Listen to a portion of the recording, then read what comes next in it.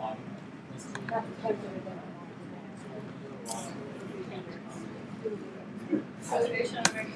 the person was like on the fence. Like I talked to him about this.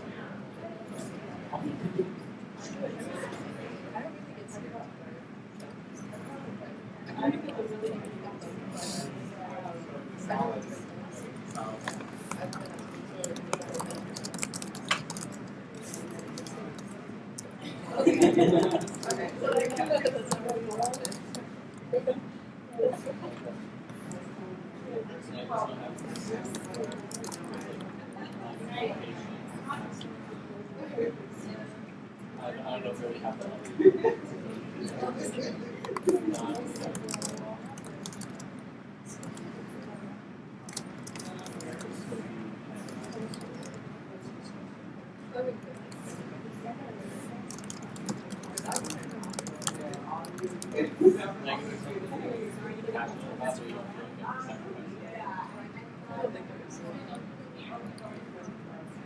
Well, like, and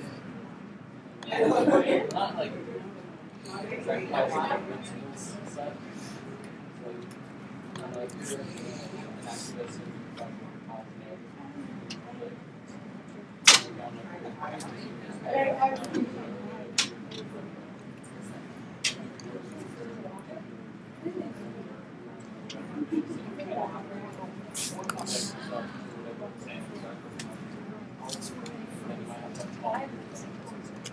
but I go to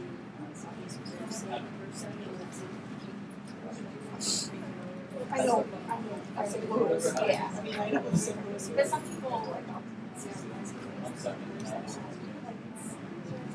actually when I first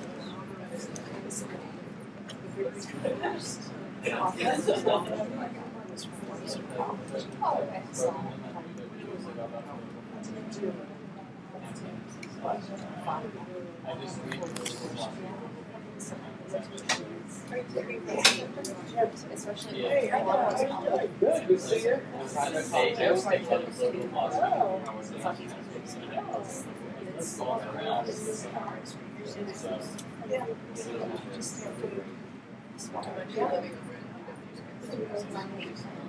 I did too.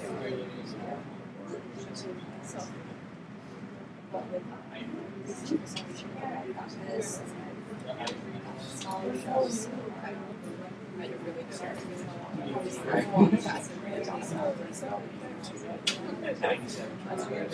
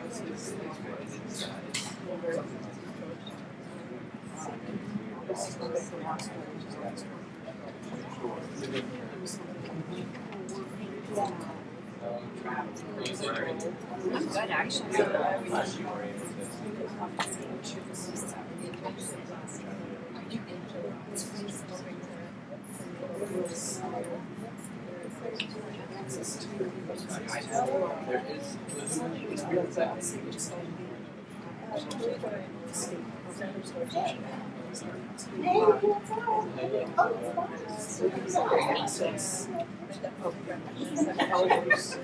I think that's important.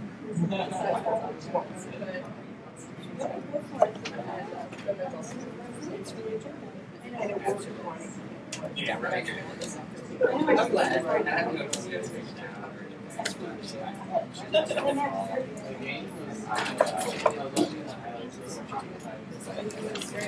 Thank you. Let's see you.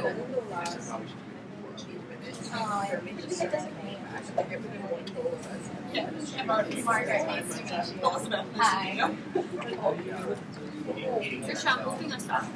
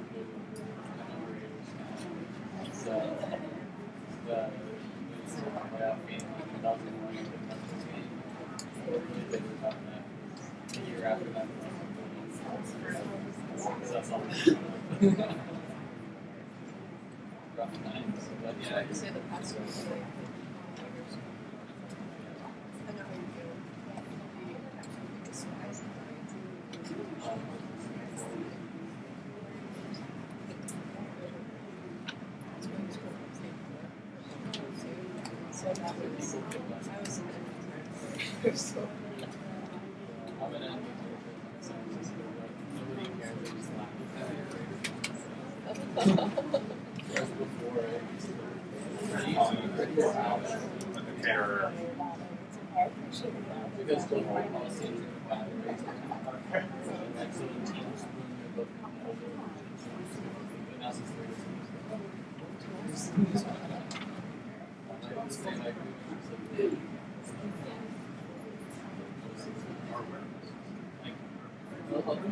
Yes.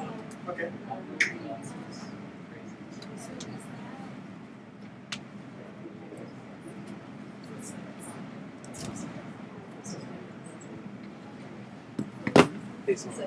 Yeah.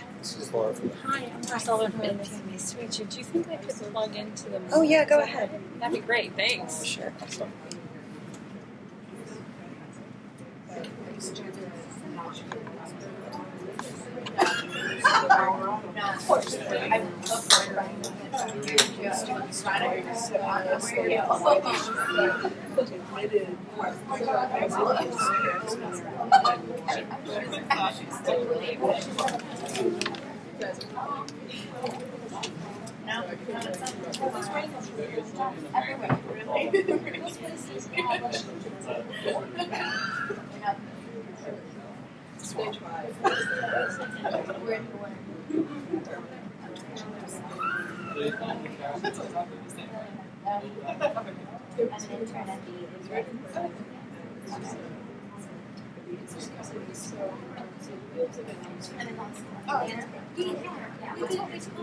It's good to see you again. I used to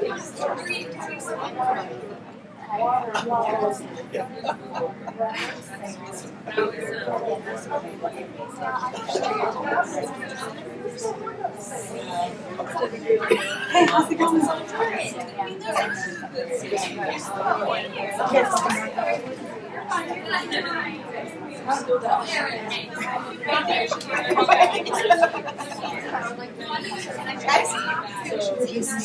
lazy.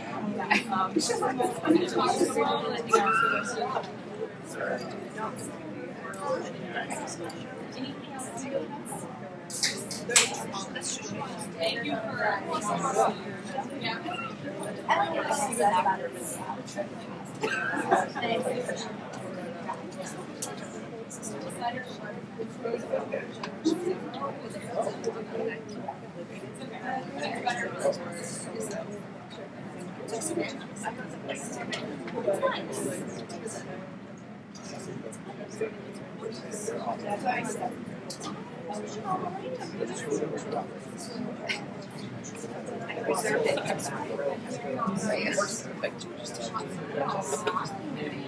Yeah, you might have to try a couple of them and see which has the best sound. Yeah, I'm not sure exactly. I'm not sure the best one. Are some of them hot?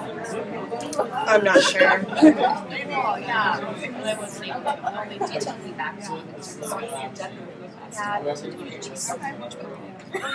It'll be hard to tell until the people start talking. Just representation. Maybe when you're 9 hour multimedia producer, it's backpack or whatever, she knows. Yeah. I know all the places. I know it's like, you know, I don't see that's what I'm finding too.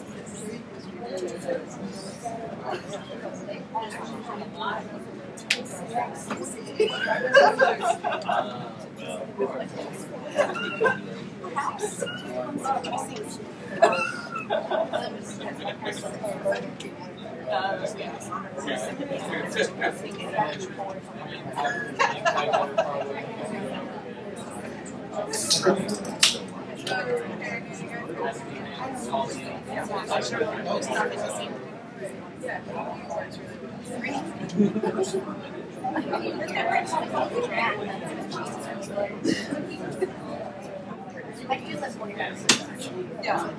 That's what I think we can do. My mom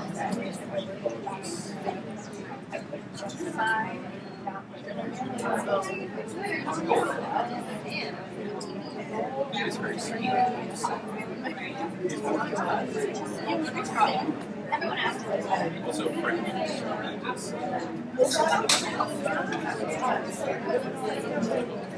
have that.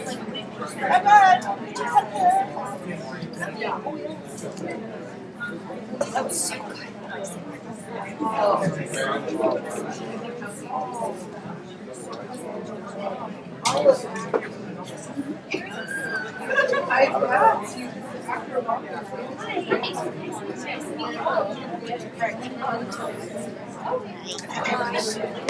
We're plugging into our box, but I just didn't know whether to tell her. Some work better than the others, right? I mean, if she's not getting any his service, where you get. We're talking about grilling this week, and we're not actually. I went to the Maryland site for the first time I've never this been to that Sunday. one. It's really nice. The Billy Goat Trail is really fun. I've been on the Virginia side several times. Yeah, I have too. And that's more like I guess if you want to go, that's more people. Yeah. Like the other one is like they got this like very good structure to the train. Oh, the overlooks are beautiful. We should try and go sometime. Yeah, that's It's a fun one. I was just looking at how much it costs. It's like $5.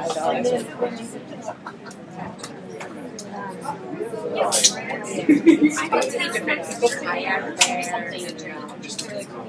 more like construction there. Like really. But I was watching yesterday. Yes, I'm sure. Wow, 15 viewers. And we haven't even started.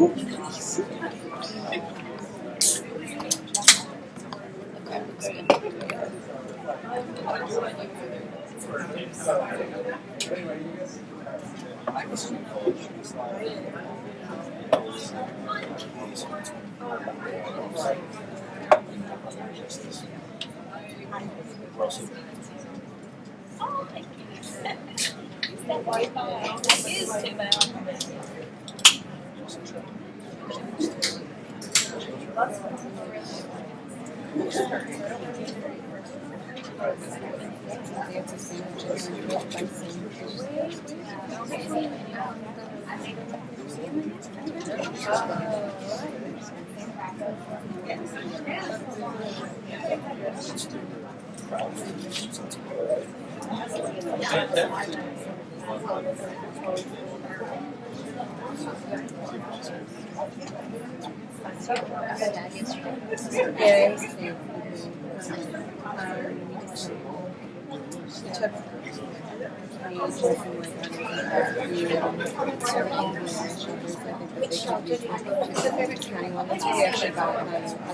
Oh, yeah.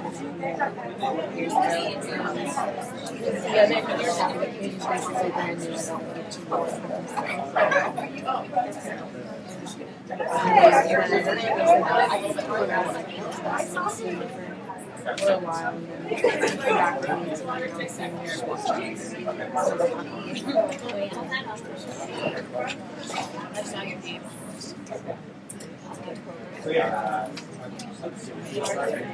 Oh, yes. Yes.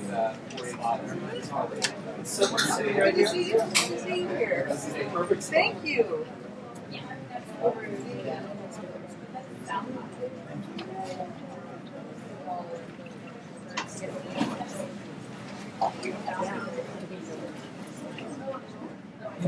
My stuff over there.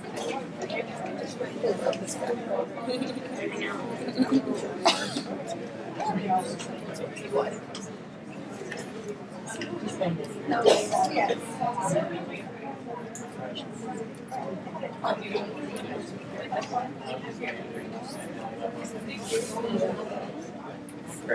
No problem.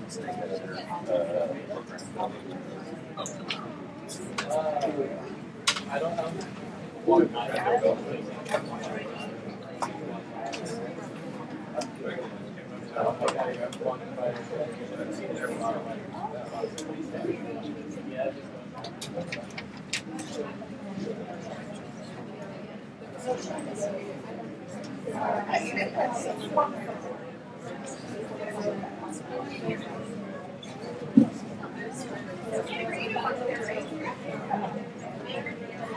Hi, how you doing? Good to see you.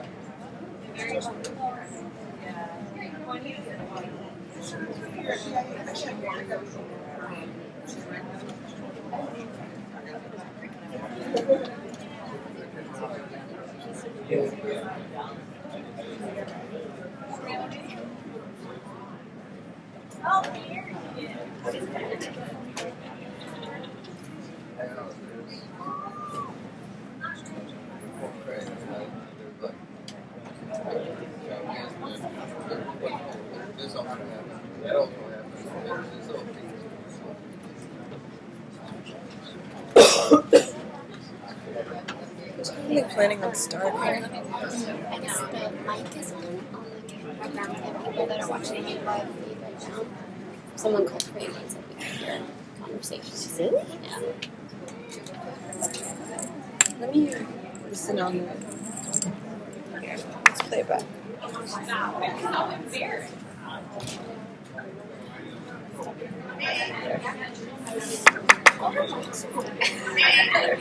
Yeah, there is sound. Turn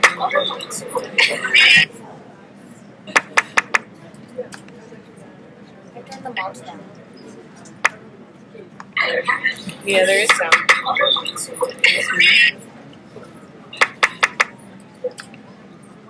Turn the mouse down. I think it sounds quiet. Yeah, there is sound. Sounds quiet. Yeah, there is sound. You want to go ahead and mic them? Yeah.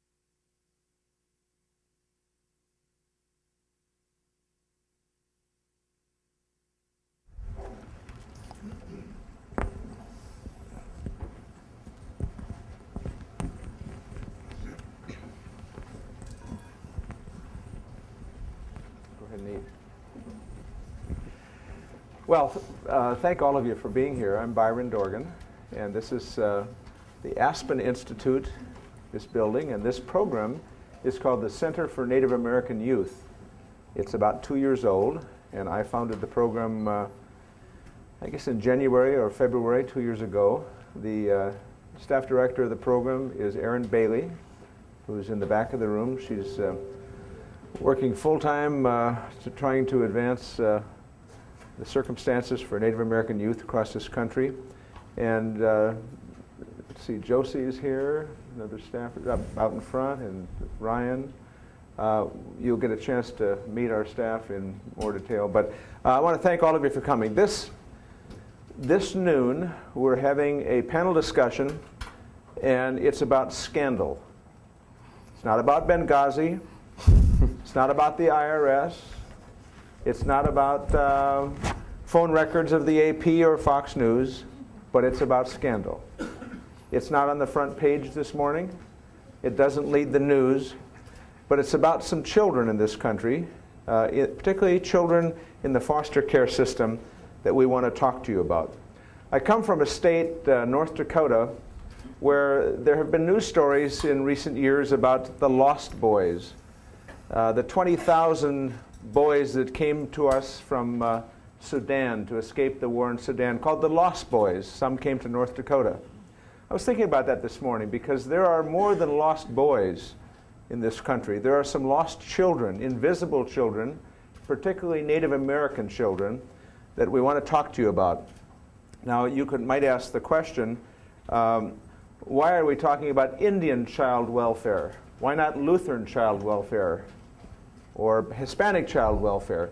This is the Center for Native American Youth, and we're trying to shine all the spotlights on the same spot, dealing with what I believe to be, and I think our panelists will confirm, is a very significant problem. And that is the movement of Indian children in and out of foster care around this country in ways that have been pretty unsettling to them and unhealthy for their lives. And so we want to talk about what has caused that and what we might do to address it. It is the case, without controversy, that young Indian children are overrepresented in the foster home class. Example, Indians are about 1.6% of the population of Minnesota and are 16% of the population of kids in foster care. Indians are about 17% of the population of Alaska and 55% of the population in foster care. I don't need to use more data to tell you that there's something going on with respect to American Indians and the foster care system. And I should also tell you quickly that there are wonderful foster care homes with loving parents taking care of children. You know the stories, and I do as well. You can go into some of those homes and say, thank God that these people have extended themselves to take care of children.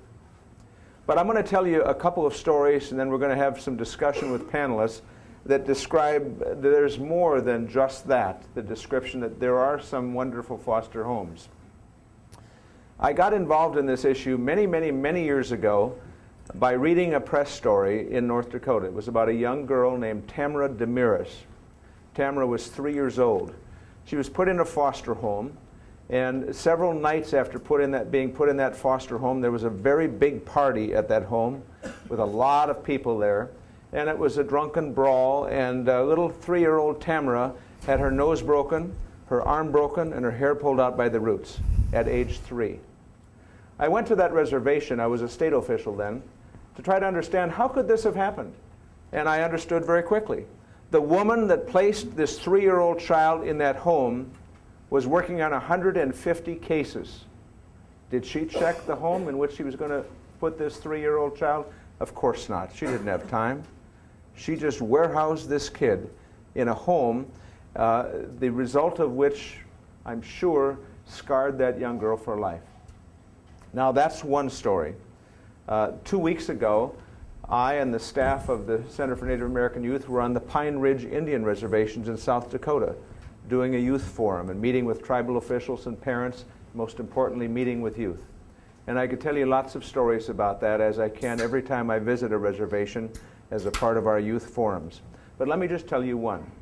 I met a 12-year-old young girl, and this 12-year-old girl was at a shelter. And at age 12, her mother was dead. She didn't know who her father was. She'd been in several foster homes already in her young life, sexually abused at 2 of them, and now at a shelter. At a shelter, by the way, which will see its budget and funding cut by this ignorant policy called sequestration, which says let's cut the most important spending in exactly the same proportion as we cut the most wasteful spending. What an ignorant public policy. But having said all that, my point is there's a lot for us to be concerned about. There are a lot of invisible children out there that need our help. And this relates to a lot of things, including something called ICWA, which we'll talk about today, something the Supreme Court is in fact considering on a matter before it, even as we talk. And so the question is, what can we do when we put all the spotlights on the same spot dealing with Indian child welfare? What can we do? And we have 3 panelists here to talk about these issues, and you know some of them. Most of you know Hilary Tompkins. Hilary is the highest-ranking Native American in our government. She is a solicitor over the Department of Interior. She does an extraordinary job. I've been proud to know her for some while, and I'm really pleased she agreed to come today to tell us about her experience and to tell us a bit about the law. And appreciate it, Hilary, for your being here. Next to her is Robbie McGhee, who's the treasurer of the Poarch Band Creek Indians.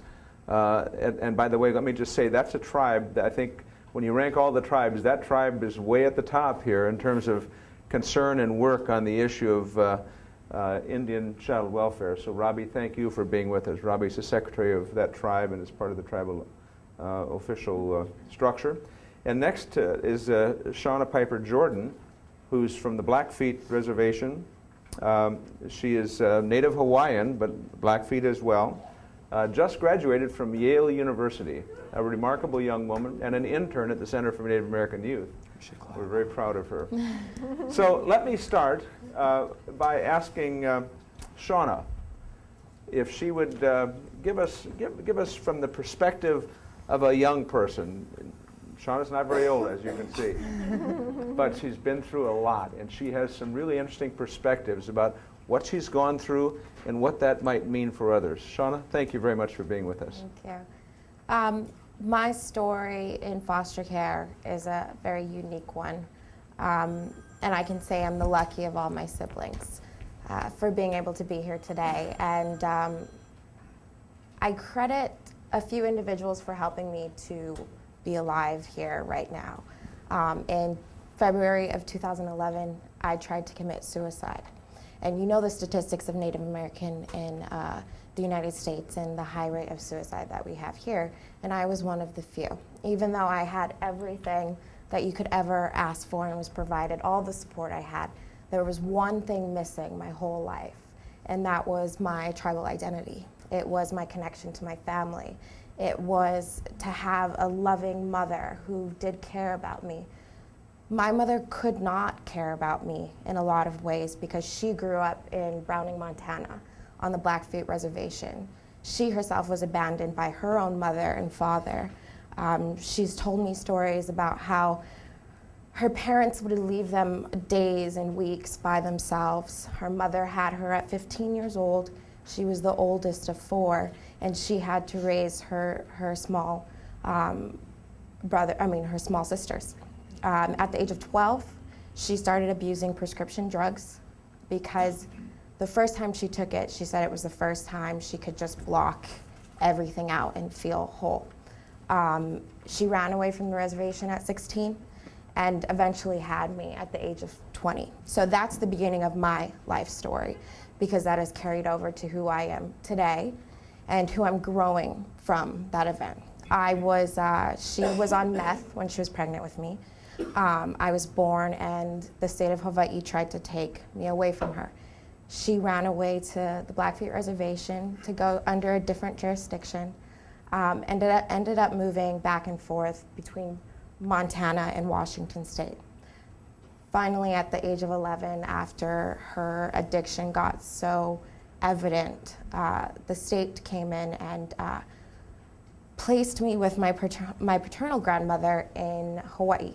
She is not Native Hawaiian or American Indian, and ICWA was not followed in this case. Even though she was in my kinship network, the caseworker did nothing to help me to connect back to my tribal identity.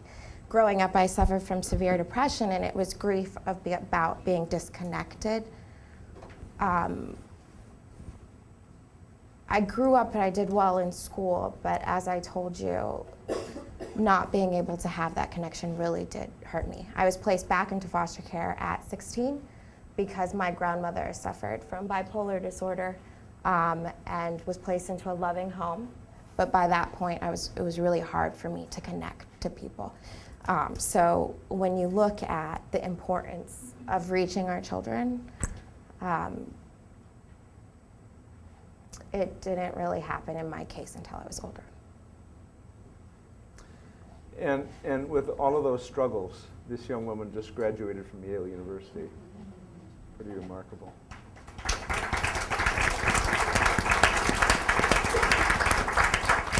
And I think in many ways her understanding of what she's gone through and what others are going through can really be helpful to us at the center and to all of you as we work together to try to think through what are the evident solutions here that might address these issues. Her sister is still in great difficulty and perhaps great jeopardy out there. And so there are just a lot of things that we need to do. And it's not easy to share all those stories with us, but Seanna, we really appreciate your willingness to do that. And so next, let me call on Hilary Tompkins. Hilary, thanks first for your public service to this country. You're a towering presence on Indian policy. And second, thanks for spending some time in the middle of today to come over and be with us. Well, I wouldn't miss it. This is an issue that's very near and dear to my heart on multiple levels. And today I'm here in my role as solicitor, and I can talk a little bit about the legal framework of the Indian Child Welfare Act. But also I'm here to share with you my personal story. So I'm not going to tell you how old I am, but I was born before the Indian Child Welfare Act was passed in 1978. And I'm Navajo. I was born on the Navajo reservation. And during that time in the late 60s, so I'm giving you a little hint, there was a practice and policy of having Indian children placed off reservation in non-Indian families. So I'm a product of that policy. I was born in Zuni, New Mexico, and I was immediately placed up for adoption. I was in foster care for a short time as a baby in Gallup, New Mexico. It's not clear why I was placed. There were a lot of issues on the reservation at the time, and in my birth family, I've since reconnected with my birth mother. But I was basically sent off the reservation as a baby and raised by an amazing, wonderful couple who are my parents, who gave me every opportunity, and I wouldn't be sitting here today but for them. And they always instilled in me my appreciation and respect for my Native heritage. I always knew I was Navajo. I was enrolled in the tribe before I was adopted, and they did what they could to teach me about that. Very tricky to do when you're growing up in southern New Jersey, to say the least. So I was raised principally in New Jersey. I love New Jersey. Be proud if you're from Jersey. Yeah, but it was, in all seriousness, really, really difficult.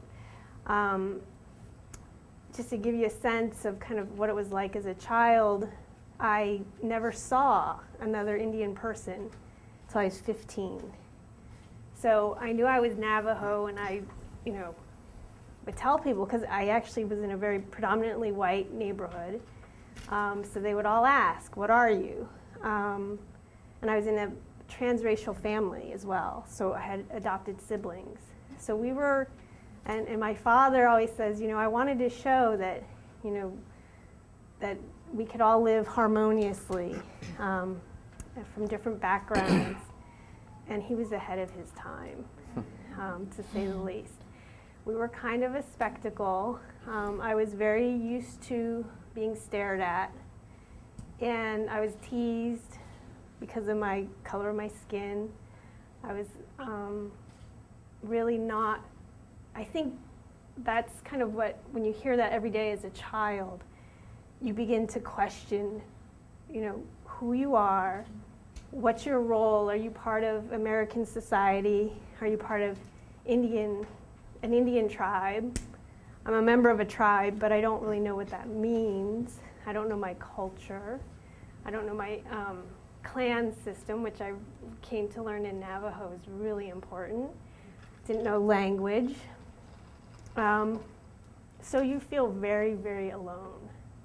And I think that's the issue that Congress identified in the Indian Child Welfare Act. This sense of there are sovereign nations in this country that have individuals who are, I was a member of the tribe, or are eligible to be a member of the tribe, who don't have any, I didn't have any connection with that tribe. And I think that's what Congress was trying to address. And then also that sense of culturally, what makes me as a Navajo person in this country Navajo. And because I was born before this statute, I didn't have that chance growing up. That was taken from me. And I'll never get it back, ever. So I think we Native American adoptees who've had similar experiences, we have to rebuild that connection if we want it. There were times in high school where I really didn't care that I was Navajo. I was more into Madonna. I don't know if that dates me. But it was an empty hole. You hear adoptees say this, it's a hole in your heart. Something's missing. So I eventually went back to the reservation after college. And I actually just worked on the reservation. I was so excited to go back to my tribe. I've heard about the reservation my whole life. I had seen pictures about it, but I'd never been there. And that was tough too, because I came back and they're like, "You're not Navajo. You don't look Navajo. You don't sound Navajo." And my parents were kind of hippies and they raised me as a vegetarian. So that was Navajos were like, "What? This is crazy. You need to eat some mutton and fatten you up." They're like, "This is absurd." So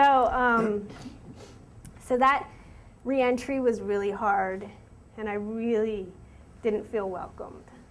So here I was in New Jersey, I didn't feel welcome, and at Navajo coming back, my big reunion, didn't feel very welcomed.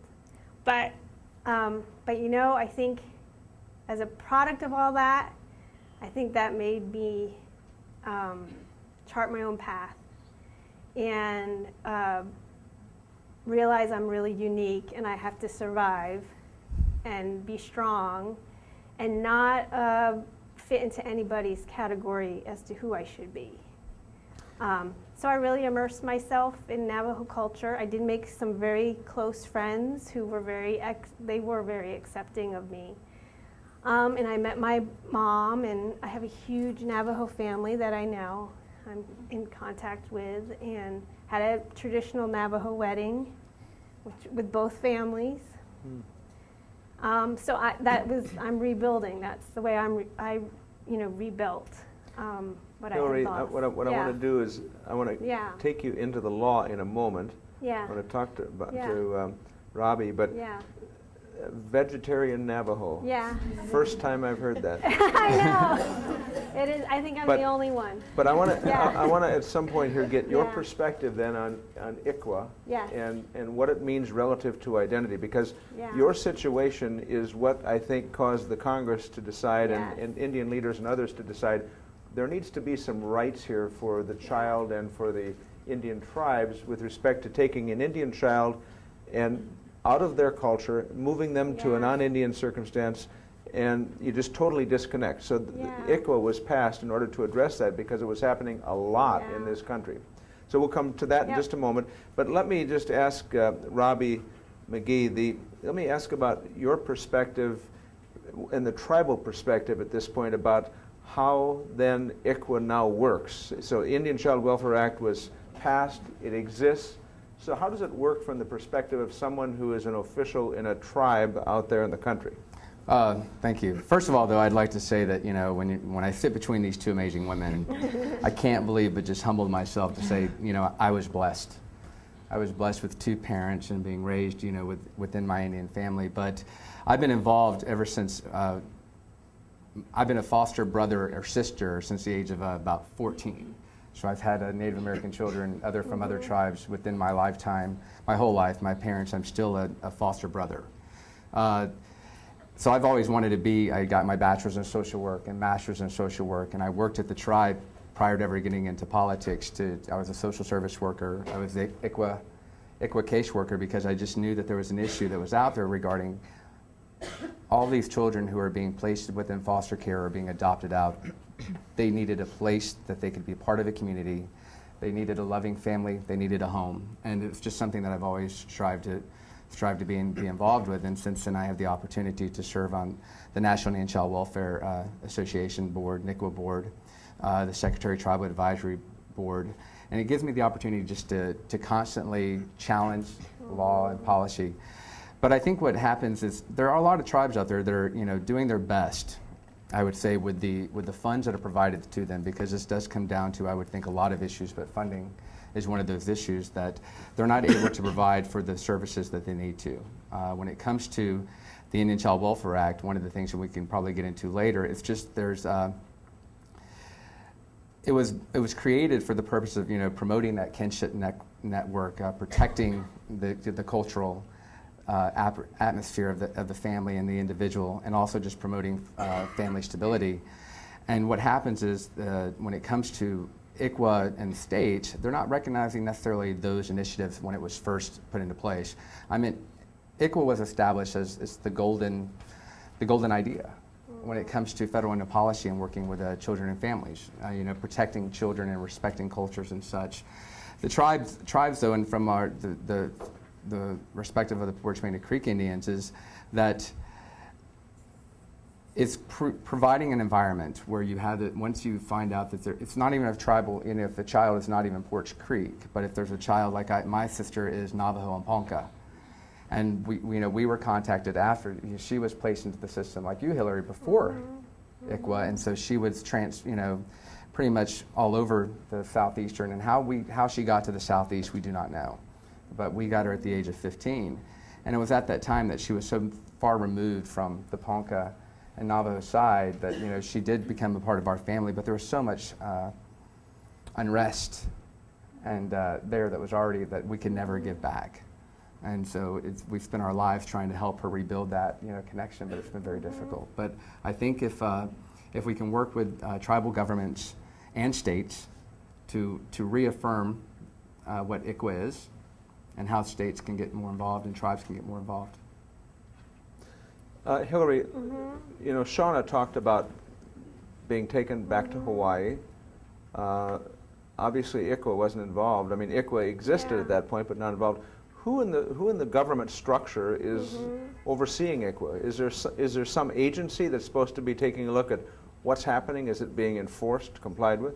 Yes, so the Indian Child Welfare Act has various roles for Department of the Interior, where we can provide grants to tribes, both on and off reservation, to run Indian Child Welfare Act programs and also monitor cases. And we are also we are able to ensure that when a child custody proceeding involving an Indian child starts in the state court process, there are certain requirements about giving notice to the tribe, giving notice to the parents if there are any parental rights at issue. So Department of the Interior works on that angle, and then the Health and Human Services Department works on Title IV grants and fundings to states to deal with placement issues and social services and child welfare issues. So there are those programs, and it's really important to work with state courts that often see these questions come before them. So that's basically the scheme under the Indian Child Welfare Act, and it's a federal law that requires compliance with all of those requirements. So it's like a shared authorities within the federal government. And we've actually just been recently meeting on these issues to spearhead an intergovernmental effort to ensure compliance with the Indian Child Welfare Act. Let me ask about identity. Seanna, you talked about it. Hilary, you talked about it a fair amount as well. The part of the underlying interest in the Indian Child Welfare Act is to be able to create the identity from the cultural background for a child. And so you described a bit about how important that identity is. I mean, you talked about depression and so on. I believe it. I don't know whether you talked about here, but you told me about that's what led to your attempting to take your life and so. But talk to me just for a moment about identity, because probably non-Indians in this room are having little difficulty understanding how you connect that issue. Seanna? I mean, you can go into behavioral science and you can see how identity, who you are as yourself, helps to create a healthy mental state. But when you're talking about Native children in American Indian culture, a lot of people don't understand that. You feel like you're a part of a larger picture. You feel like you're part of a very extended family network who are there for you, and it's its own language, it's its own traditions, it's its own type of subtle movements and gestures that you pick up as a child that make you feel like you fit. And when you're taken away, there's like, I look different than someone else.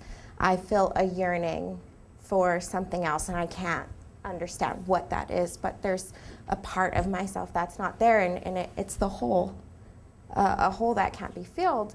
And I think when I started to go back and to learn more about my Indian identity, I was in college, and I was around, I sought out the group, that niche of American Indians in college, and we were very small, but the question came up of being Indian enough. And because I wasn't on the reservation and I didn't know all these traditions, you definitely got those looks, and you definitely got that sense that you didn't understand. You can't say anything because you're not Indian enough. And then to feel that isolation from the peers that are supposed to be there for you, it makes it worse. So it's a cycle that when you're disconnected from it, how do you go back and learn it? And like Solicitor Tompkins, I'm going back to the reservation, but then you're awkward because you don't know what to say or what to do. You don't know the old stories, you don't know the songs, you don't know the language. And a lot of the times, however, by learning my culture again, I'm building resilience, putting that identity back together, but not having it as a child. And the trauma is going to affect me for the rest of my life. Hilary, you want to add to that? I think you nail it on the head. And I also think there's actually a self-determination, self-governance issue here, and that's why Congress passed the Indian Child Welfare Act to ensure the continued existence of tribes. And I think at the core of that is the sense that you have tribal members in that tribe who can grow up with those cultures and language understanding to be future leaders in that tribal government. I think that's also a component of identity.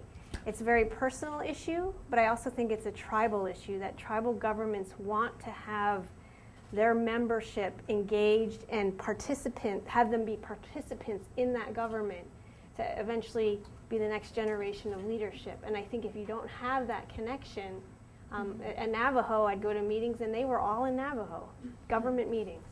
And that's another example of why the identity matters. What I want to do next is talk about the future, the law and the future. We have a Supreme Court case. We didn't call this meeting to discuss the intricacies of the Supreme Court case, but nonetheless a very important case on ICWA that could very well result in substantial weakening of this law. I and some others have filed an amicus curiae brief in support of ICWA, and we will see within perhaps days or at least weeks what the Supreme Court decides. My fervent hope is that they will not do anything to weaken the law, and what we must do, it seems to me, is find ways to better enforce the law and make it work. As I turn to this question of the future, I want to just introduce a couple people in the room. Dan Kildee is here. He's a congressman from the state of Michigan, and we've not actually formally met yet, but he succeeded his uncle, Dale Kildee, in the Congress. And Dale Kildee, with whom I served many, many years ago when I was in the U.S. House, Dale was a real champion on Indian issues for decades. So I'm glad to see there's a Kildee in the Congress again. Yeah, I'm sure you are. And I'm also glad I really appreciate the fact that you'd come down from Capitol Hill to be here today. And when I get into the questions from the audience, if you have some questions or comments, we'd be happy to hear them. And Irma Visner is with the White Earth Nation in Minnesota. And are you still the chair? She runs everything out there. And I have been on her reservation and toured her schools and various things. I have great admiration for Irma's leadership, and I really appreciate seeing you again, Irma. So we'll get to some questions from the audience, but first I want to ask again the panel. All right, I was trying to find where's the data? What data exists that tells us from a data standpoint what I've been describing today and what you've been describing? Fact is, it's hard to find data. Yeah. And so what do we do about enforcing the law, developing the data, trying to address these issues in a positive way going forward? I'd like to touch on that if I could. In 2005, the GAOA issued a report that the data was being collected, but it was actually very minimal, and it was being collected by the Administration for Children and Families. And just recently, I think the way that under the leadership of the Assistant Secretary Sheldon and Commissioner Samuels, they issued a letter out in April 29th, I believe, of 2013, regarding any state child welfare directors and to tribal leaders, saying that if you receive these funds through Title IV and such like that, you will also need to provide to us in your annual progress service reports what you're doing when it comes to consultation with tribes in regards to ICWA. So keep in mind, what that does is it's putting state directors on hand to say, okay, you need to provide this information within your annual progress report. However, I was actually at a meeting yesterday for STAC, and I asked the commissioner, I said, well, how will we know that the information is being provided? And what will be done? And what came back was, well, this is public. So all of these plans, these progress reports will be made public. And I think that we need to ensure that we tell the tribes to go out and look at this progress report to see if they actually were consulted with, and to see if the issues that were brought out, were put in place, and to go from there. I think that when we're looking at changing the scope, and I think that'll give us the data we need to show that ICWA is not being followed. There has been a rise, definitely, within kids being placed in foster care and kids being adopted since, there was a great time after 1978 that it did stop, and a lot of these programs were put in place at the tribal levels. However, I think that over the years, it has increased because we don't have the data. And I would like to, you mentioned Congressman Kildee. I had yesterday listened to the chairman of the Sault Ste. Marie tribe, who was pointing out that what they've done is, you have now ICWA, the Michigan form of the Indian Child Welfare Act, just mimics. And if we could have a lot of states start doing that, I mean, you guys have created I think it's called the Michigan Field Guide to ICWA. And it's an impressive report that just shows you this is what you do, and this is what you need to do if you come across this type of incident. All right, Hilary, the future. Well, I think it's going to depend a lot on our ability to work with state governments that encounter these cases, and also tribal courts providing the resources to be able to handle these caseloads, and also to ensure that when that child gets into the system, there is some faith or guarantee that they will do the proper assessment as to whether that child's an Indian child, because that is what triggers the application of the law. And I do think, for instance, state court judges, really important to do outreach and training to make them aware of this federal law, that normally state court judges think about state law, and that's the purview they work in. But here it's unique. It's a federal law that applies to their proceedings. So I think it's education, awareness, and ensuring on the federal side that we're all working together with the various agencies to promote the act and ensure compliance with the act. Is there any effort underway that anybody knows of to create, other than Michigan, to create an identical ICWA Act at the I know state that level? other states have adopted ICWA as well. Oklahoma's one, for instance. And I'm not sure if there's other efforts within the state system, but certainly that could be something to raise with state governors and legislatures, because it is an option that would create greater awareness. Mm-hmm. I want to turn to the audience a bit and give you some time today to ask some questions and be involved in a discussion and a dialogue. I want to introduce a couple of other people as well. Melody Haynes just joined us. Melody's sitting right here in the front, prominent seat in this audience. She's with the Office of Juvenile Justice and Delinquency Prevention at the Department of Justice, and has been an extraordinary help. I mean, she's one of those bright lights in this administration who really does stand up for Indian children. So, Melody, thank you very much for being with us. And if you wish to participate at some point here, I'm going to call on some people. We have, in addition, a couple of folks who represent some people on the Hill. Mark Jetty is here from John Tester's office. Mark, where are you? Right over there. Senator Tester has been on the Indian Affairs Committee and was a very active member of that committee. And Emily Crerand. Emily, where are you?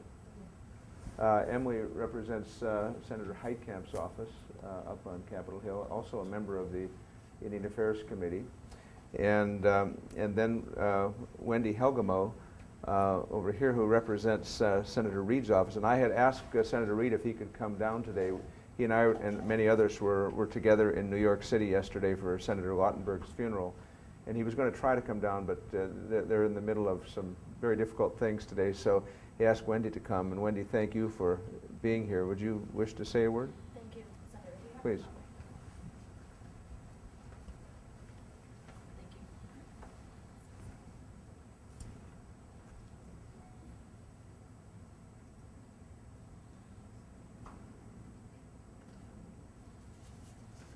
Sorry, I lost my notes here.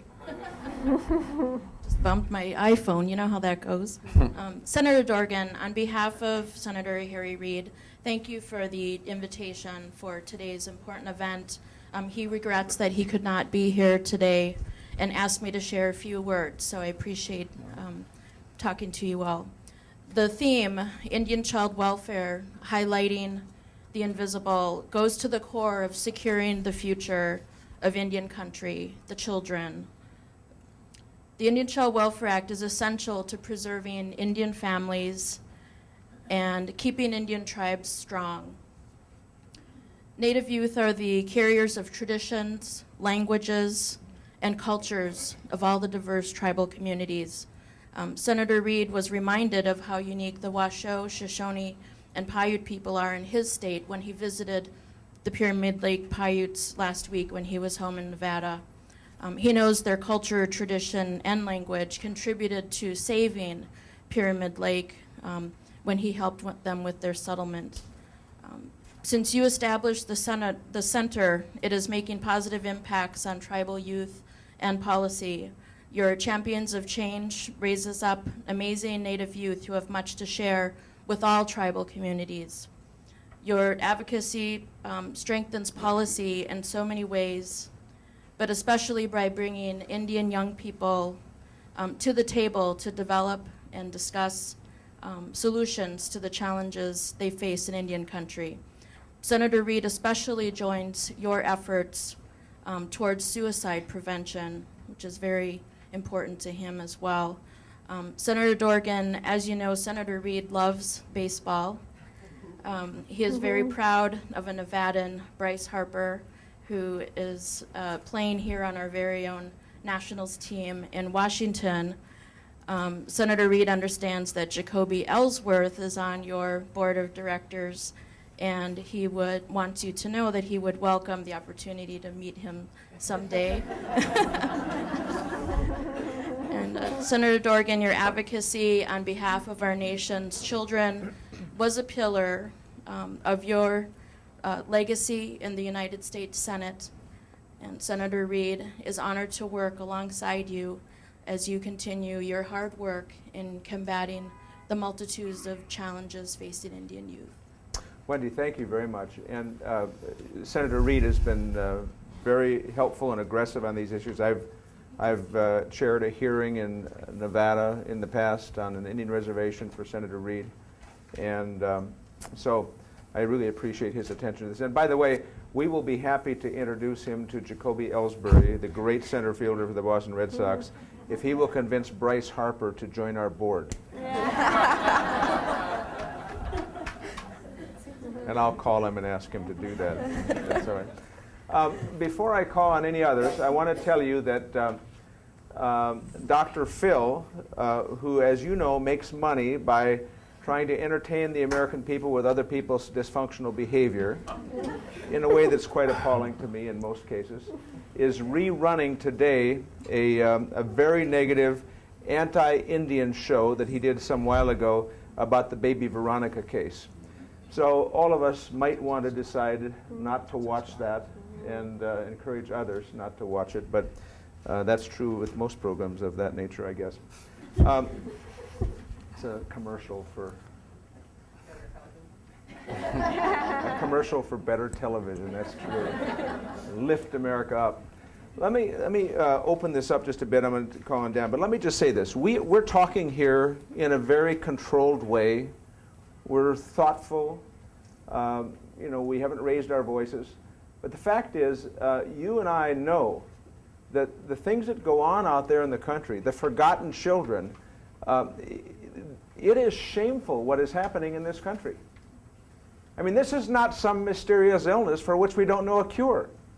We know what on earth is happening to kids that are abused, and to kids that are pulled out of their homes and sent halfway across the country, to kids that are shuttled from foster home to foster home, that are abused by 2 foster homes at age 12, and then finally put in a shelter and finally found some safety, only to understand that, yes, this ignorancy called sequestration is going to cut the funding for that shelter, just as it cuts the funding for every other program including the most wasteful program, but it judges both of them to be the same.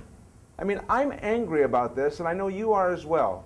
So I don't want the fact that we're pretty reasonable up here to mask the understanding that there's an urgency. There are kids dying, and there are kids whose lives are at stake. And as Seanna reminds us, there are kids who will be changed forever because of bad decisions made in a circumstance where no one's watching. And we shouldn't have invisible children in this country. The woman that placed Tamara Demiris in a foster home where she was beaten severely at age 3 wasn't a bad woman. She was a caseworker handling 150 cases. Now, shame on us for that. We know better than that. Caseworkers can't handle more than 20 or 25 cases. We understand that. So are we just willing to say a 3-year-old doesn't matter? If a 3-year-old gets beat up, we just won't hear about it, we won't have to watch it, see it, talk to her grandfather about it? So, you know, look, my only point is we're doing this because I want the spotlight to shine on this problem. And I want these kids not to be invisible and not to be lost kids. So, Congressman Kilty, thanks for coming. Do you have any questions or observations? Just almost to start with an apology for coming late and leaving early. You mentioned that we hadn't met. I came here to correct that. I'm a new member to Congress. Many of you may have been familiar with the work that my uncle has done. He served 36 years in Congress. This work in this session today brings together for me two very important passions, and I just offer myself as a vehicle to continue the work that you and Dale and many others have done. I've been as committed as my uncle to the issues facing Indian country, but my background is in child welfare, and my first real work that I ever did was working in the child welfare system in Michigan. Have a very good understanding of the challenges and of the fact that, as the Senator said, we have as a nation, I think, abdicated our responsibility and our obligation across generations, something that the rest of the country could learn from folks in this room, the obligation across generations, and it's a shame in the 21st century on this planet that we would have the conditions that you described. So I'm here primarily just to introduce myself, correct the fact that we haven't yet met, and offer myself in any way that I possibly can as a new member of Congress to Oh, that's a mistake. That's a big mistake. You're going to hear from us. Legislative director always cringes when I offer up more work. But thank you, and I apologize. I have to get back to the Capitol. It took a half an hour to get here. Dan, so thank I you very much for appreciate coming. everything you do. Thank you. Appreciate it. And thank you so much. I'm going to two more quickly, and then it's wide open. Mary Pavel is the staff director of the Indian Affairs Committee, a really important position. She helps establish the agenda there, and I chaired that committee, as you know, for many years. And so, Mary, thank you for coming. We appreciate your work every day. Well, thank you. I just want to, again, extend the apologies of the Chairwoman Cantwell. She got called by the leader to do some activities today, so she is on a plane, I believe, at the moment, to do that. And she was with you guys with Senator Lautenberg's funeral yesterday. But I just really want to thank the Center for Native American Youth for holding this session and highlighting this issue that is of great importance, I think, to virtually every state in the country and to every Native community in the country. And, you know, I'm hopeful like you that the baby Veronica case comes out right, because as Hilary described it, the Indian Child Welfare Act really is a seminal statute of the self-determination era, right? It was the statute that empowered tribes to build the social services department. It empowered them to do this job that they're doing. And you know, there are examples, and we hear about it, you know, tribes who have made mistakes. And what I like to say is governments don't make the best parents. They don't make good parents. The District of Columbia's foster care system, I think, was under federal court supervision for a decade. And so, you know, we can't hold tribal governments and their programs to a higher standard. You know, these are hard things that they're doing, underfunded, and they're doing the best they can, and they can't. failures in certain cases in certain areas can't undermine the overreaching goal of what Hilary, talked about is that hole in her heart, because I was fortunate. I was born and raised in my community, born and raised with my mother, my brothers and sisters. My mother was one of 15 kids, so we were gaggles of cousins, right? My gaggle was 10, my brothers and sisters, and we each have just gaggles of cousins, my aunts and uncles. I don't have that hole in my heart, and it's just like what Robbie said. It's just so fortunate. And we didn't have a lot of money, but we had that, and so that can't be overvalued. So just appreciate the work that you guys are doing and highlighting this today. Thanks, Mary, very much. Melody, do you wish to make an observation? And then we'll get to you. Thank you. My apologies as well for being a bit late. But actually, I was working on something very relevant to what you're discussing today.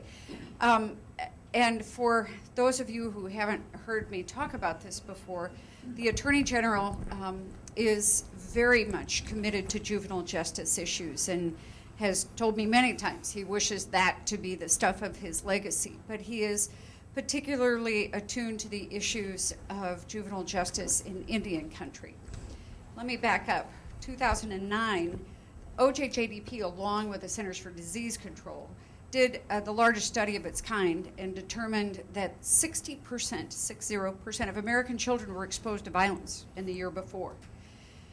And we know that's important because kids who are exposed to violence, whether it's home, community, or school, tend to be the kids that are the frequent flyers in the dependency court, frequent flyers in juvenile justice, but they're also the frequent flyers as adults in emergency rooms and of mental health services. So last year, the Attorney General formed a task force on children's exposure to violence. I'll make this quick. They came out with 56 recommendations last December, and it was a big deal, and it comprised of experts, the best and the brightest from across the nation. Joe Torre led it. There's another baseball person who might help with introductions, along with Bob Listenby, who is our new administrator. What is important is that I think it was the second or third recommendation was that exposure to violence for children in Indian country is of such proportion and significance, it deserves its own task force with recommendations, and a task force that not just studies the issue like we have done so many times in the past, but also is comprised of folks who can actually take action quickly. So I'm happy to say that the Attorney General has instructed OJJDP to take the lead with the help of the Associate Attorney General. We're in the process of putting that task force together and the working group that'll go along with it in an effort to at least attempt to get our arms around this issue. And you can't fight the whole war at the same time, so we're looking at this battle as an important point where intervening and mitigating the impact of exposure to violence in Indian country is a huge step in the right direction for prevention, and very much a priority of this administration and this Attorney General. Great. My 2 cents. Thank Great. you. Thanks for your work, Melody. That's great work. All right. As I call on people, we have great resources here, and I want you to take advantage of them. Yes, sir. If you state your name. My name is Danny Sheehan. I'm the Chief Counsel for the Lakota People's Law Office in Rapid City, South Dakota. And we've been working with the tribes now since the beginning of the W. Bush administration, trying to address what became an absolute epidemic of seizures of Lakota children. That during the 10-year period surrounding that administration, there were over 740 Lakota children taken every single year. And 87 to 92% of them in any given year were all placed in white foster care.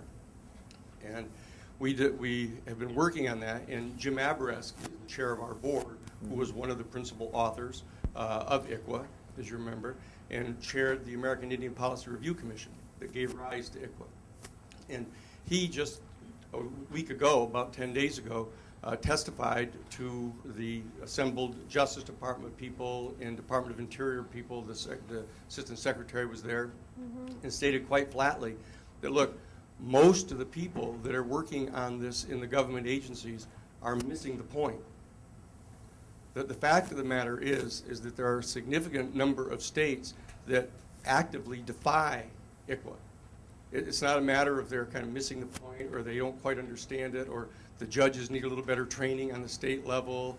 And there's a constant perception on the part of the government agencies in both houses and in the administrations that we have to somehow get the state to behave a little better, because the primary relationship between the government and the states in our federal system is how they perceive it.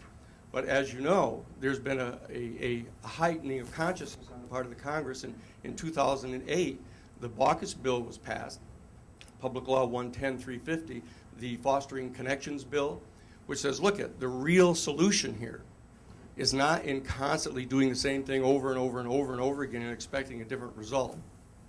What we really need to do is change the entire configuration and set up a process of giving direct federal funding to the tribes, and to have the tribes adequately trained and have administrative assistants to be able to handle their own family services. And it's like a different song than actually trying to get the state to do this. So I'd just like to interject that because the Assistant Secretary, through Larry Roberts, said, please, that's the real solution to this, not the continued effort to try to get the states to act better. All right. I just... Go ahead, Sean. I want to say something about, the real solution, I think, and we've had all these amazing people stand up and share, their commitment in wanting to make this issue better, if not go away. And I think that what's important here to know is that people care, and you're all sitting here caring and really wanting it to be solved.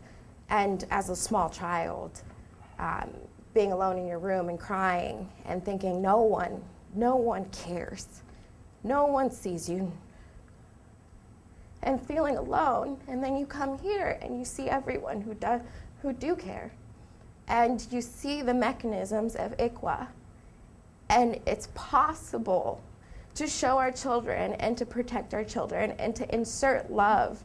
You can translate that right now, your commitment, by bolstering ICWA and making sure it is followed. So we can talk about the schematics, we can talk about who or who is not supporting, but if we do love children, especially Native children who are dying every day, they're dying every day, we have to fight with all our heart to make sure that we love them.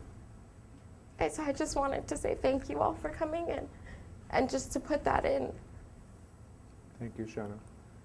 And it's the case that this group in this room represents so many more people across the country, representing all kinds of groups. So God bless you.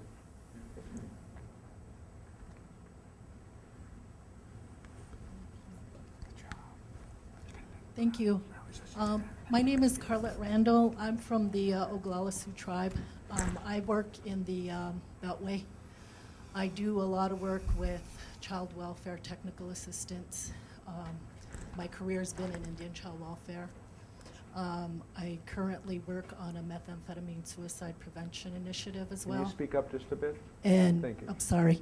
And my observation is that I've been working with the systems, and one of the things that I'd like to recommend is that the systems talk to each other, because I've been on the Children's Bureau's Training and Technical Assistance Coordination Center, and they provide all the child welfare TA for states, tribes, and territories.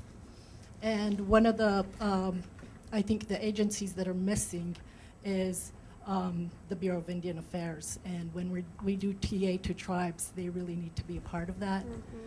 So I just wanted to make that observation. Good point. Hilary? Yes, and we're looking for opportunities to have better integration into the systems and networks that currently exist. I think one of the challenges is the current statutory authorities and what Interior is authorized to do. And it sounds from the last two comments that there's a desire for different tools to be available and different participation, roles and participation in existing programs. I think one of the things we're evaluating is what do we do with the current tools that we have under the law. So we're kind of dealing with the present and then possibilities for the future. I'd have to add, 15 years ago, I had the opportunity to work in the Bureau of Indian Affairs and the Office of Tribal Services within the social services, and that was the issue. The issue was, not having the funds available. Mm-hmm. You bring up an excellent point. There are $12 billion is available for child welfare. However, Native Americans only get half of 1% of that $12 billion to operate these programs. They don't have the opportunity to get social services block grant funds, mental health funds, and we all know that the funds through Title IV are through the state. And that's an excellent point that we need to try to look at the administration to change where tribes get direct funding to care for their citizens, to care for their own. Because what is happening is, you have individuals that are, saying, well, what's your numbers? You have to show your numbers to get the funds. And you don't know the numbers, especially if there's children who are eligible for enrollment. They're not being counted. It's only the ones who are tribal members. And there's a whole other individuals out there that are not being counted that we cannot get those funds for and care for. And we need to address that issue. I think another thing that you bring up, one of the things that, when I first started working in social services, I was 21 years old, and we did not have enough foster parents. And I encourage all of you, tribal leaders and tribal members and on your reservations, that encourage people to be foster parents. When you have 700 people being placed into foster care, you do not have the foster parents at the tribal level to care for those children. We just approved 2 last month. It's not that they don't exist. It's not that, but it's getting them also involved, though, to being recognized, that, to go through the process and to get involved, to show these kids out there that, you have a place to come to and be loved. And I used to sit there and want, my mom would have 4 at a time. And it's like, we just need to build a big old house and, put all the Poarch Creek, all the foster kids in, because they just want a place that they can be a part and, and be loved. All right, thank you. Yes, ma'am. Good afternoon. My name is Dr. Jamie Barges. I'm the Director of Technical Assistance and Research at the National Council of Urban Indian Health. And I just wanted to say I really thank you all for pulling this together. I think that what you're doing is very critical right now, and I thank the women that are on the stage for your stories as well. And I heard things from your stories that really is kind of near and dear to the urban Indian populations, and I think it's kind of raising a level of invisibility within the invisibility. But I'm hearing a lot of the conversations that are taking place, and I know that our urban programs are doing as much as they can to try to serve a lot of these youth that are in the urban areas. And it's challenging for them because there are no technical support services for them. And the comment that you just made, we have families that want to be able to take on their relatives, their cousins who are being displaced, their nieces and nephews who are being displaced, but they can't figure out how to become a foster placement. There are barriers to becoming a certified foster home. And there are some of those challenges that they're facing. And one of the most common things I hear from the urban programs is that when a tribe has the infrastructure to be able to track and follow these kids, it works out way better than when they don't. And so there are a lot of the kids that we are serving are kids for whom the tribe doesn't have the infrastructure. They may have been identified as an Indian kid, but they go to that tribe and the tribe says, I'm sorry, we don't have the ability to follow or track or be engaged. And we seriously see the end result of that in that, and I really do appreciate the comments too about cultural identity, because even though the urban Indian health programs are providing health services, it's really about creating communities. And while it's best to try to get you with your own tribe, when that tribe is hundreds of, maybe thousands of miles away, the best we can do is create strong intertribal communities to give you the opportunity to try to connect with people from your tribe so you can make those connections and learn the best you can, given the situations of relocation and all kinds of reasons, whether it's foster placement where we end up in urban areas.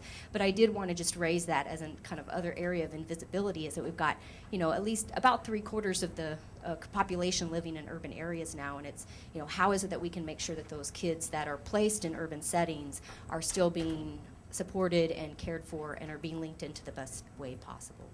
I would like to follow. I think the issue though we have with that is I thought it was roughly about 65% of the urban population, but you're saying it's 75, and that shows you that how do we follow this when it comes to compliance? Mm-hmm. How do you know that these individuals are entering into the system if the states aren't complying and contacting that tribe?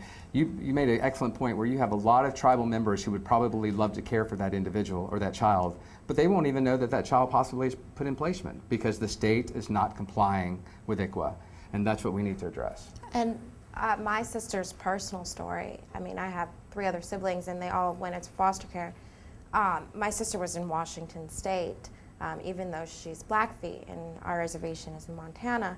And they had told, our family had told the foster care system that she was Blackfeet, but she wasn't enrolled, and she was a descendant, not officially a descendant, but because she can't go back to the reservation and get her registration as a descendant. And it took 2 years. The state didn't do anything. They had this information, and it wasn't till NICWA found out and just went, they were like, what is going on? Like, why are you doing this? That they did something about it. And they tried to place her into a home of parents who are Native American. But by that point, as I was sharing earlier, amongst ourselves, it was too late. When you have a child come into your home at 15, and she's already been shuttled around the system and thought no one cares, it's too late. If not, hopefully, I'm working with her, so we'll get that. To put this in the larger frame, we're talking about Indian child welfare, but you almost have to always put it in the larger frame. For the first 100 years, they were not persons. It took 100 years for the U.S. courts to say that they were persons. Native Americans are persons. They were among the last Americans to get the right to vote. After women, still Indians didn't have the right to vote. So they were among the last group of Americans to get the right to vote. In the middle of all of this, we decided at one point as a country, what we'd like to do is to keep people on reservations, and you've got to get permission to leave. You've got to get permission from the authorities, the BIA and so on, in order to leave the reservation. And then we decided, you know what, we want to push a lot of these people off of the reservation. So now we have a different policy. Push them off, keep them on, don't let them be described as people. I mean, it's unbelievable. And you almost can't describe any of these things without understanding the setting of horrible unfairness that has existed for a long time. Now, but as you start thinking about these things, one of the reasons that I founded the Center for Native American Youth is I wanted to continue working on Indian issues, and I was trying to figure out, all right, where do I start? I mean, it's a pretty big set of problems, right? Well, obviously, the place to start, it seems to me, is with kids. I mean, that's the future. And so, that's why this organization exists. And let me just take this moment again to say, Erin Bailey's over here, in case you don't. She's staff director. Josie is over there. She wasn't here when I introduced her. Josie Rappolito. And Ryan is in the back. Those are the 3 staff. They're amazing. And they're terrific. They really are. You give her a bonus to say that. Yeah, right. Irma, you wanted to Yes, say something? I will. I'm Irma Visner, and I'm the tribal chairwoman for the White Earth Nation in northwestern Minnesota. And I want to thank Senator Dorgan. And I'm here because I wanted to see the Institute and what he established. I wanted to meet all of you. And Minnesota ranks the highest in the country on out-of-home placement of Indian children. Maybe it's because we have a large Indian population in Minnesota with 11 tribes, but it shouldn't be that way. And on July 16th, I've called a summit for tribal leaders in Minnesota on the White Earth Reservation to go over the tribal state agreement. We have a tribal state agreement with the state of Minnesota. And the Commissioner of Human Services is coming. Every year we review that tribal state agreement. Now, White Earth was one of the 2 tribes, along with the Leech Lake tribe, to participate in a pilot project where funding would come directly to the tribe. For the first time, bypass counties.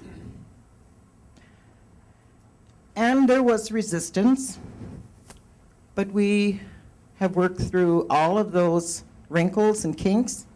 And now, building upon that, I went to the state legislature, and 2 years ago, I expanded that for White Earth to include all of our children from White Earth, the jurisdiction over all of them.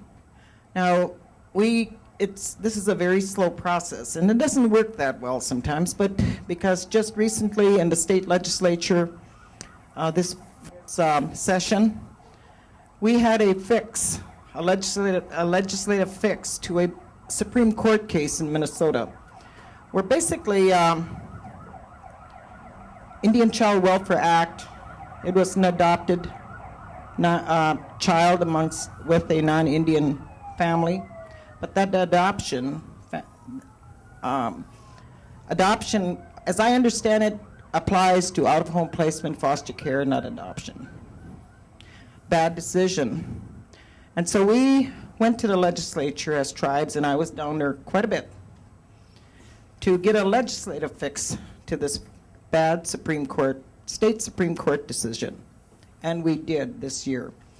But our opposition was the 87 county, Minnesota County Attorneys Association, fighting us all the way.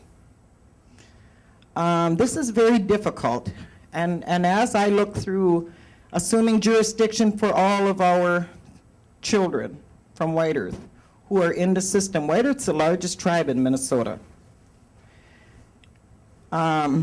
Yes, foster homes are a problem. We don't have enough. And so I'm asked, what are you going to do if you don't have the foster parents? I said, I need to find a way for the tribe to build or buy about 5 homes. And we'll run foster homes with the best services for those children and the best care. No, we as tribes, no one can do it better than we can. We know that. So let's do it. And that's what I say. Miigwech. That's why I like Irma. She doesn't dither. She just says, fix it. Let's fix it. Thank you very much, and thanks for your leadership on the reservation. Any last comments? Any other comments? Yes, ma'am. I'm Kate Russell, and I am of the Navajo Nation of the Keean clan, and I just wanted to share with you a few observations. I'm a former board member of the Child Welfare League of America. And that organization has been around since the 1920s. And I think it's sort of piggybacking on the comment that was made about systems talking. I think it's really important not to underestimate the good that can come out of a group of people in this room working with the states and working with non-Indian child welfare agencies, because in the experience of the Child Welfare League of America, what has happened is they set the standards in the child welfare field nationally. And when you look at the standards of excellence, they have imposed on anyone that becomes accredited by them that they abide by the Indian Child Welfare Act. And I think it's really critical that more and more child welfare agencies abide by the standards of excellence, and also the accreditation for these child welfare agencies, that are done by the state and et cetera. They also we've been working with them to include licensing so that they do also abide by the Indian Child Welfare Act. And similarly, I know that we have a lot of issues with the states, but there are many dedicated Indian people within the states that are state welfare managers, and they're responsible for trying to make sure that the state abides by the Indian Child Welfare Act. And I know the Child Welfare, National Child Welfare League of America works with these state Indian child welfare managers, and it's absolutely critical when we look at this issue not to disregard that this is a partnership that we really need to work with, and we need to make sure tribes are knowledgeable who those people are and really provide more communication and support. Because, for example, with the state child welfare managers, there's a provision in the Indian Child Welfare Act where they talk about expert witnesses, and usually that has been interpreted to mean, like we have a regular court and somebody has to be qualified and extra qualified to be an expert to be taking the witness stand. And in fact, under the Indian Child Welfare Act, it's supposed to be a person who is knowledgeable about that particular tribe's history, customs, child rearing practices, and etc. So these state welfare managers have worked very hard to try to set up sort of a standard and a means to get more Native people in as experts.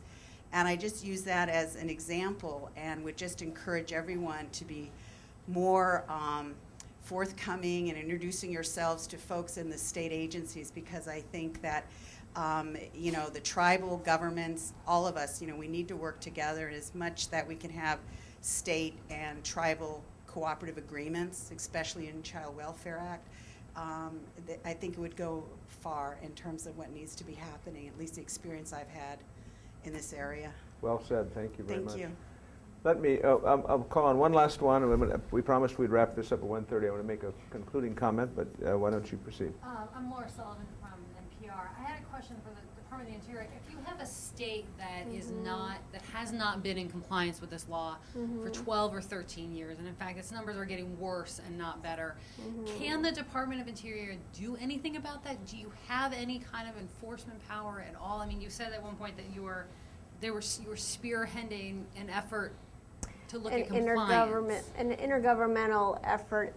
In the statute itself, Interior does not have specific enforcement authority specified, is the short answer to your question. No one does. Correct. And vis-a-vis Interior. Vis-a-vis everybody. Correct. The Justice Department takes the same position, so does everybody else. Yes. I actually have the same question for the Justice Department. Yeah. Yes. Nobody's in charge of enforcing. Let me be precise. The statute does not authorize the federal government agencies to have enforcement authority under ICWA.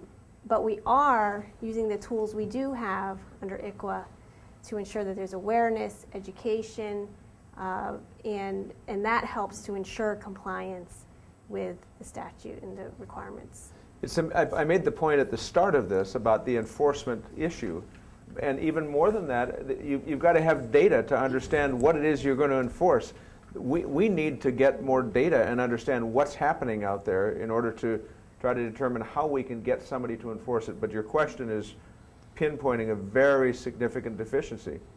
I want to...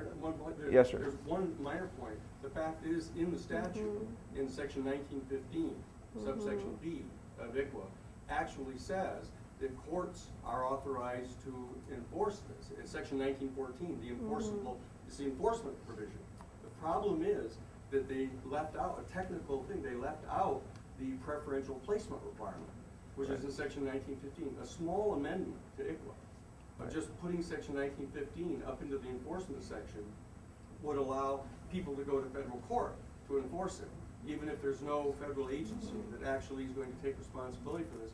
But there have been 3 major federal court decisions that nobody has any standing to appear in front of a federal court until that minor administrative problem is overcome. So that tiny amendment, if we could all support that, the amendment to ICWA to put 1915 into the enforcement provision, would make a world of difference while the executive agencies are trying to figure out who's going to enforce this.